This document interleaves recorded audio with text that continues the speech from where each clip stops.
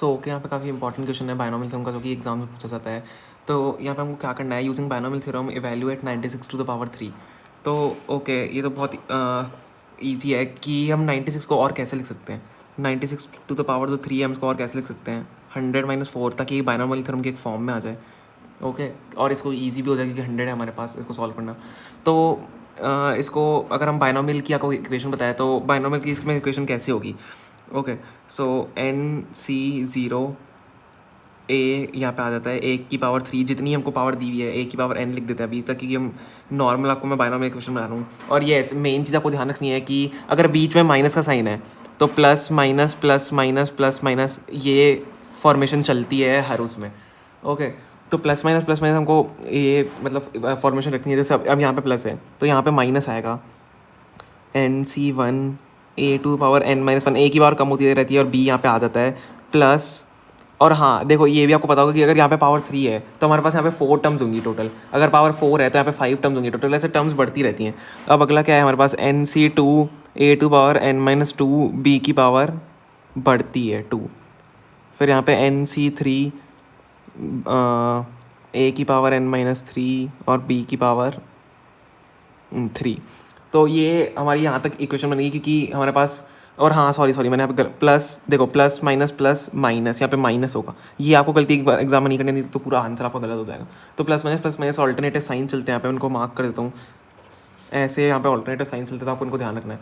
तो हम इससे अब 100 - 4 को हम लेते हैं, इनकी यहाँ पे वैल्यूज डालते हैं, इसको a लेते हैं, इसको b लेते हैं। तो इस वैल्यू अगर हम यहाँ पे इनको वैल्यूज को पुट करें तभी हमारा आंसर आएगा। इससे ही हमको सॉल्व करके इसका आंसर निकालना है। तो क्या होगा, n की जगह हम 3 डालेंगे कि ये n होता है, तो 3C0 100 to the power 3 minus वाला साइन ध्यान रखना, माइनस प्लस वाला इंपॉर्टेंट है। 3C1 100 टू द पावर 2, क्योंकि n-2 है, n-1 है सॉरी, तो 3 - 2 1 हो जाएगा, तो 2 हो जाएगा वो 100 की पावर 2। और फिर b आएगा 4, b यहाँ पे 4 ऐड हो जाएगा। आप फॉर्मूले के हिसाब से देखना, प्लस वापस लगेगा, फिर हमको 3C2 100 और 4 की पावर 2 हो जाएगी। मैं अब यहाँ नीचे लिख रहा हूँ, माइनस में आएगा यहाँ पे 3C3 और 4 की पावर 3, क्योंकि यहाँ पे n की पावर 3 a 0 हो जाएगा, तो ऐसा आएगा।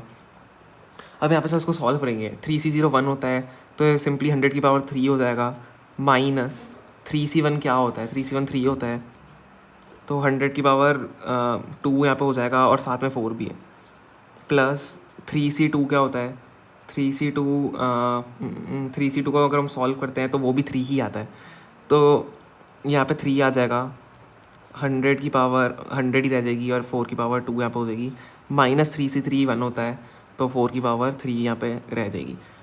तो इसको हम पूरा सॉल्व करेंगे, 100 की पावर 3 कितना हो जाएगा, 1 2 3 4, 1 सेकेंड, 1 2 3 4 5 6, यहाँ पे जीरोस होना चाहिए, 1 2 3 4 5 6 जीरोस यहाँ पे है, क्योंकि 100 की पावर 3 होता है, माइनस 100 की पावर 2 क्या होता है, 12, 3 4 सा 12 कर लेते हैं, और यहाँ पे 1200 हो जाएगा, 100 की पावर 2 पहले कर लेते हैं, 3 4 सा 12 हो गया है ना, 12 इंटू 100 की पावर 2 विच इज़ 10,000, तो 12,000 120,000 बन जाएगा यहाँ पे, क्योंकि 12 इंटू 1000 हो जाएगा तो 10,000 होगा, तो 120,000 बन जाएगा, प्लस 3 इंटू 100 इंटू 4 की पावर 2, तो 4 4 सा 16, 16 3 सा 48 होता है, तो 48, क्योंकि 100 से मल्टीप्लाई करो 48 100 हो जाएगा, और माइनस 4 की पावर 3 जो होती है वो 64 होती है। तो यहाँ पे ये इतना हमारी यहाँ पे इक्वेशन है। तो जब इस पूरे को आप सॉल्व करोगे तो आपका आंसर, आप मतलब आपको वैसे खुद सॉल्व करना है, तो 473688473 आपका यहाँ पे आपका आंसर फाइनल आएगा। तो यही हमारा आंसर है।